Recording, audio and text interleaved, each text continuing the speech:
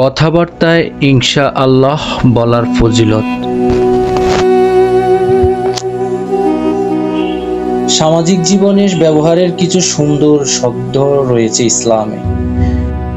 কারোর সঙ্গে সাক্ষাৎ হলে আসসালামু আলাইকুম, অর্থাৎ আপনার উপর শান্তি বর্ষিত হোক। কেউ কোনো ভালো কাজ করলে মাশাআল্লাহ, ভবিষ্যতে কোনো ভালো করার ইচ্ছা করলে ইনশাআল্লাহ, এবং ভালো কোনো কাজ করতে পারলে আলহামদুলিল্লাহ বলা। অনেকে এইসব প্রচলিত শব্দের ভুল ব্যবহার করেন।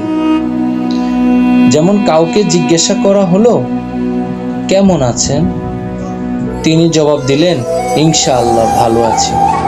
এটা সম্পূর্ণরূপে ভুল। এখানে বলতে হবে আলহামদুলিল্লাহ, আমি ভালো আছি। হাদিসে এই বিষয়ে তাগিদ দেওয়া রয়েছে। পক্ষান্তরে ভবিষ্যতে কোনো কাজ করতে চাইলে তখন বলবে ইনশাআল্লাহ করব। ইনশাআল্লাহ শব্দের অর্থ হচ্ছে যদি আল্লাহ চান তাহলে আমি কাজটি করব বা কাজটি হবে।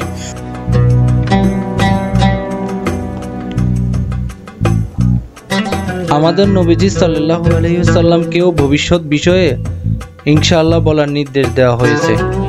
আল্লাহ বোঝার ও আমল করার তৌফিক দিন।